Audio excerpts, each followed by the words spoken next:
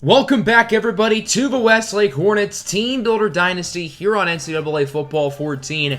As today, the regular season concludes. Westlake has their final game going into the postseason, as they're set to take on the 6-5, number 13th ranked BYU Cougars. These two teams are rivals, which should prove for a fun day. If Westlake wins this game, this will be the second time in school history they finish a regular season undefeated.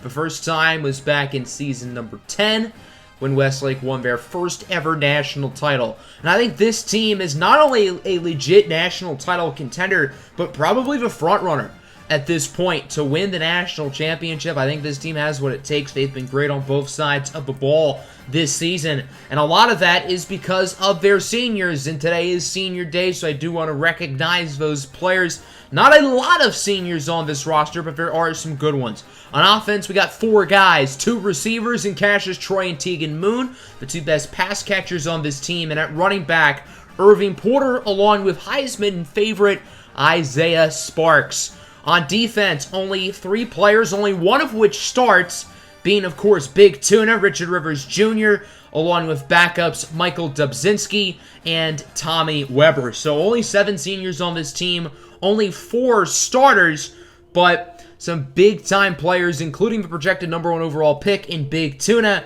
and the Heisman Trophy favorite in Isaiah Sparks. So let's get this underway. BYU starting on offense.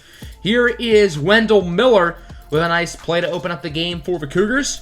BYU's quarterback is veteran Jeffrey Bergstand, one of the better signal callers in the Pac-12. Following play, Bergstand, short throw for Jean-Michel Baguet, the former Ogden High tight end. He gets a nice play. Westlake wanted him in recruiting, but he was very interested in BYU early in his battle. Here's Francois Clark, loses a couple yards on the play of Russell Ingram Jr., who still does not have a sack this year with the tackle for loss. Last year, Ingram was good in the pass game, but struggled as a run defender. This year, it's been the complete opposite. He's been great in the run, but has been very bad as a pass rusher. There's Jean-Michel Baguet for the first down. Following play, Francois Clark loses 3.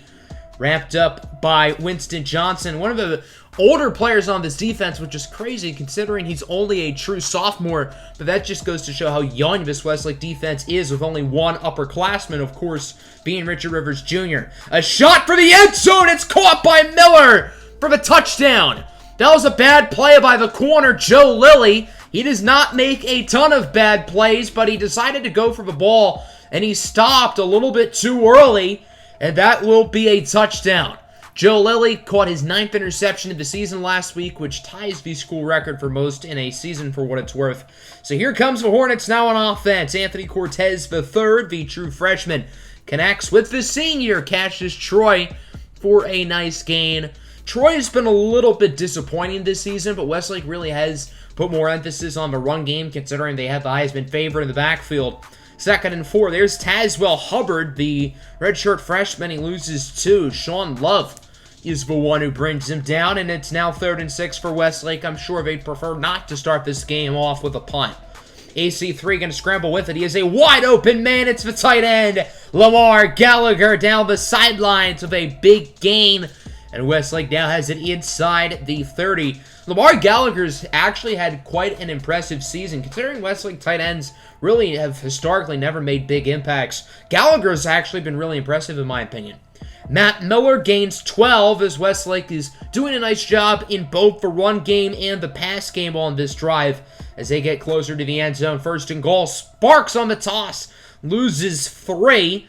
It's again Sean Love, the former Ogden Tiger, who brings him down, and it's now 3rd and goal. 2.5 to go in the quarter. AC3 tries to get it to Matt Miller, but the pass is incomplete.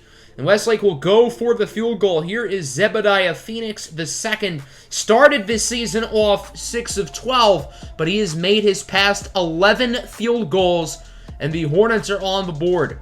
Zebediah Phoenix really started this season on a slump, but the past 4 or 5 games, really ever since that Boise State matchup, he has not missed, literally. BYU has it. Again, it's Jean-Michel Baguet, the freshman, with a nice play. Baguet's been very impressive early on in this game. Westlake really liked him coming out of high school, but, I mean, for such a young player, he's one of the best tight ends in the conference. 3rd and 3. Clark goes up the middle, and he is stopped by the true freshman linebacker, Gordon Waters-Key. Those two, by the way, Francois Clark and Gordon Waters-Key, went to the same high school, Burmester High, right in Westlake's backyard. 4th and 2, a 57-yard field goal attempt for Darrell Lake, one of the best kickers in college football. It is no good. So that is how the first quarter will come to a close. We've got ourselves a tight one currently. BYU on top, 7-3. I think BYU is proving that they're closer to that 13 rank than their record of 6-5. I think this BYU team is better than their record shows, and they're proving that early in this game. 3rd and 2. Here's a nice move by Isaiah Sparks for the first down. Sparks has been fairly quiet in this game, but obviously he's been incredible this season. He has gotten at least 100 yards from scrimmage and at least 1 touchdown in every single game this season. So, I mean, he's been the definition of consistent. 2nd and 10, Anthony Cortez with a nice first down run, showing off that mobility as he slides down for a nice gain. Following play, a strike into the hands of the senior Tegan Moon. Moon leads Westlake in receiving yards this season. For the first time he's done that in his career. Both him and Cassius Troy should be pretty high NFL draft picks, I would imagine. Following play, Cortez going to scramble with it, looking for the end zone, and it's intercepted by Marshall. Cassius Troy was the intended target. Just the 2nd interception thrown all season by Anthony Cortez III, who has not taken a lot of risks this season. That time he does take a risk, and, well, it did not pay off. So the score will remain 7-3. What can BYU do off of the turnover? Bergstand on first down again. Guess who it is? Jean-Michel Baguier with a nice gain. That one will push BYU out of safety range. Baguier nearing the 100-yard mark already here in the first half of this game. Not too long later, from around midfield, Bergstand's pass is picked off. There's the school record. Most interceptions in a season belongs to Joe Lilly and Joe Lilly only. 10 interceptions on the season, which breaks the school record, tied by a number of players. I think Wesley McNamara had 9 before. Andy Pino might have had 9. I'm sure Josh Wilson had 9 at one point, but Joe Lilly, that record belongs to him and him only. What a historic season for the extremely talented redshirt sophomore corner. 2nd down, there's a nice 19-yard gain for Cassius Troy, doing a nice job of keeping the feet in bounds. 2nd catch of the game for Troy. 1st down now, AC3 scrambling under pressure. He is sacked and loses the ball, and it's picked up by Johnson. Anthony Cortez did not have enough time to get rid of it, and that is back-to-back-to-back possessions combined from each team where there is a turnover. So 3 straight drives. There has been a turnover. Why not make it 4? Another interception for Westlake, this time by Justin Graves. Graves makes a cut. He is off to the races for a pick 6. And Westlake will take the lead. Obviously, a lot of the attention this season has been on Joe Lilly, but one of the reasons why Lilly's been targeted as much as he has is because of how well Justin Graves has played. So the booth will review if his feet were in. That's definitely an interception, but will the interception return still count? As you can see, it looks like his foot did step out, so the interception will still count. Westlake will still get the ball, but the pick 6 does not count, so the score will remain 7-3. But both teams have now turned it over on back-to-back possessions, and this is turning into a good old-fashioned defensive battle. 1st down, Cortez connects with Tegan Moon, who brings it inside the 20-yard line. Nice play for Moon, his 2nd reception of the game. The Hornets are getting awfully close to this end zone. 1st and goal, under 3 minutes to go. Can Westlake score their first touchdown of the game? Cortez scrambling, looking to throw it, and it is caught. Cassius Troy with the receiving touchdown here on Senior Day. And Westlake will regain the lead. Actually, this is their first lead of the day, excuse me. The booth would review this call, but yeah, he definitely got a foot in. It actually looks like he got both feet in. In college, you only need 1 foot in bounds for it to be a catch, and he definitely got 1 foot in. So the call will stand, and Westlake will now be on top 10-7. BYU has it. Their offense does not look good after that good first drive, as here is Francois Clark. Has a few blocks down the sideline. He is pushed out by Shanarita Budga, but not before a nice gain maybe that's what BYU's offense needs to get back on track. They really have not been able to run the ball well today. The pass game started off good before the interceptions. That was a dangerous throw, but it's in the hands of Cody Westwood, the sophomore, for a nice play. Joe Lilly, if he had gotten to that ball a little bit quicker, that could have been interception number 11 on the season. 3rd and 3, BYU going to try to run it up the middle with Luke Richard, and he does not get it. The Hornets defense forces a stop, and BYU will be on to kick the field goal. Here is Lake to tie it. He should have come here. Darrell Lake kicking for Westlake would have been meant to be. He drills the kick, and this game is now tied at 10 with a minute to go in the first half. What does Westlake have up their sleeve? AC3 with a shot downfield. It's caught by Cassius Troy into the open field for a Westlake touchdown. 2 first-half scores today for Cassius Troy, and Westlake immediately gets the lead right back as it is now 17-10. What a beautiful throw by Anthony Cortez III, and BYU did not really try at all to cover Cassius Troy. And Westlake is now on top once again with 47 seconds left in the half. 2nd and 10, Clark is pounded behind the line of scrimmage. Ingram with the initial contact, and the true freshman Lou Burtz-Roy is the one who finished him off. 3rd and 13 now, BYU pretty much just chewing clock as Clark with a nice run. He's going to try to stumble from a first down, but he only gets 12. And Westlake would call their 3rd and final timeout. With 8 seconds left here in the first half, the Hornets are probably going to need a quick play to the sidelines and then choose to go for a field goal or a Hail Mary. Cortez gets it to Mo Rogers, who gets it inside the 50 with exactly 1 second left.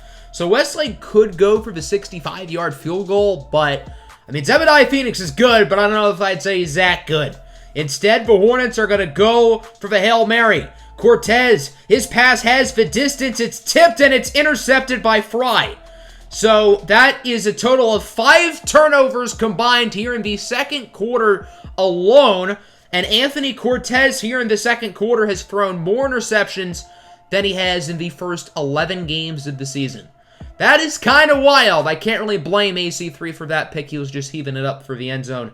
17-10, Westlake leads on to the third quarter. Big stop early on for BYU. Matt Miller does not get anything.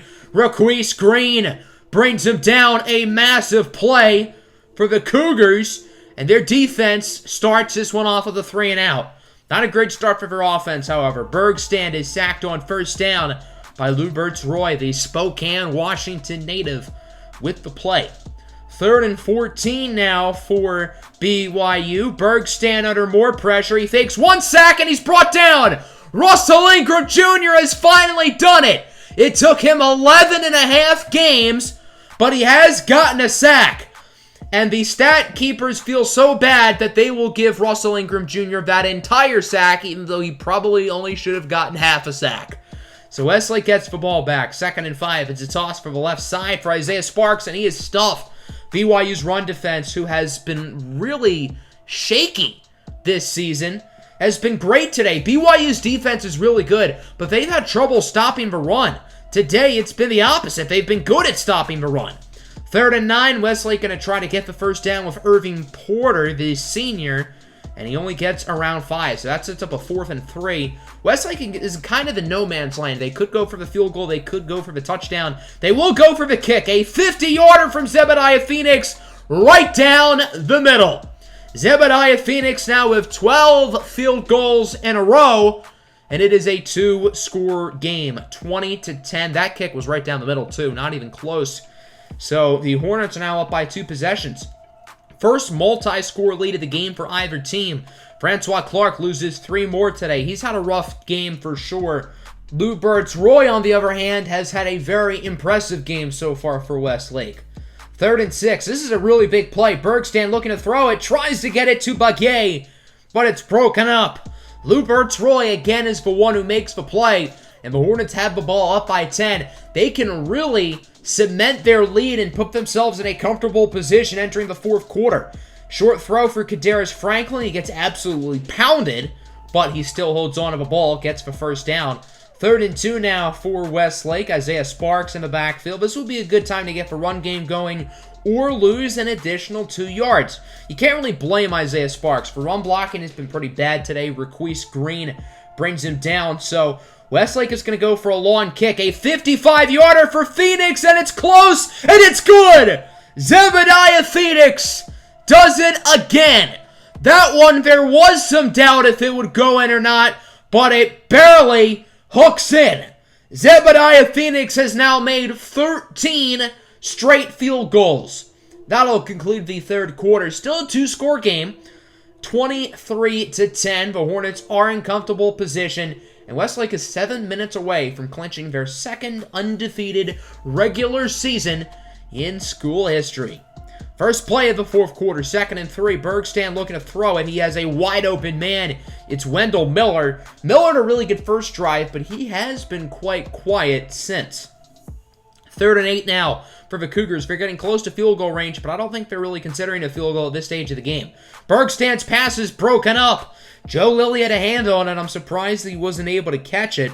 So now 4th and 8. BYU with 5.5 minutes to go really has no choice, considering they're down by 13.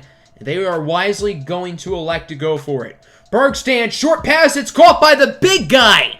The offensive lineman, Daniel Fowler, with the first down. Hey, offensive linemen can make plays in the receiving game too. What do you know? 3rd and 5. Bergstand under pressure. He gets it to Jean-Michel Baguet. He only gets 4. Nice tackle by Shanner Dabudga. So now it is 4th and 1. And once again, BYU has to go for it. I would imagine a run up the middle, even though the run game's been shaky. It's Clark, and he does not get it. Winston Johnson brings him down, and that could be the dagger as long as Westlake manages the clock smartly on this possession. First down, Cassius Troy in motion. It looks like it's going to be an option. Cortez keeps it, now tosses it late for Troy. Nice back juke, and Cassius Troy gains 20 on the run. Troy's had a very nice day, over 120 all-purpose yards. It's good to see him playing well here on senior day and hopefully cement himself as a first-round pick. 3rd and 11, what a catch by Lamar Gallagher. That was a pretty inaccurate pass by AC3, but Lamar Gallagher with a really good play for a first down, and Westlake is officially in chew clock mode. 3rd and 4, a massive first down run for Isaiah Sparks. He gets 9. And BYU's chances are really not looking good. 2nd and 11 from around the 15. The Hornets are doing a nice job moving towards the end zone, but that's a big play for BYU. Sparks loses 4, under 70 rushing yards on the day. He's also not scored. That leads to a 4th down field goal attempt for Zebediah Phoenix II, who again drills it. Phoenix is 4 for 4 today, and he has made 14 kicks in a row. By the way, UCLA is playing USC. Winner of that game advances to the Pac-12 championship. I think a Westlake-UCLA game would be really fun. The top 2 teams in the nation. But USC is very interesting, too. So BYU has it. 3rd and 1, a bomb for Wendell Miller. The Cougars are going to hang on a little bit longer. Wendell Miller with his 2nd touchdown reception of the game. If BYU can get the 2-point conversion, they are only down by 8. Let's see if they can get it. As it's Wesley in motion. Bergstand looking to throw it, and he tries to get it to Miller, but he drops it. Wendell Miller was open too. That was a good throw, but it's now a 10-point game, and the onside kick is recovered by the senior, Tegan Moon. So it's really not looking good for BYU. Only 10 seconds to go. Westlake still chewing clock. Here's Sparks. Breaks a tackle into the end zone for a last-second touchdown. You thought Isaiah Sparks was going to go a whole game without scoring? Think again. Sparks with exactly 100 rushing yards today, and now a rushing touchdown. That's how this game comes to a close. A nice win here on senior day for Westlake, 33-16. It wasn't always pretty, but the defense was impressive. The offense had their good moments and their bad moments, but 12-0, it feels really good. Next time, we'll be the Pac-12 championship against USC. The Bruins lost to the Trojans, so this means Westlake does not have to face their kryptonite, the UCLA Bruins, this year. So that's how we're going to go undefeated, because we don't have to play UCLA, because they always beat us every time we face off against them. Hope you guys enjoyed. Make sure to hit the like button and subscribe. I'm out. Peace.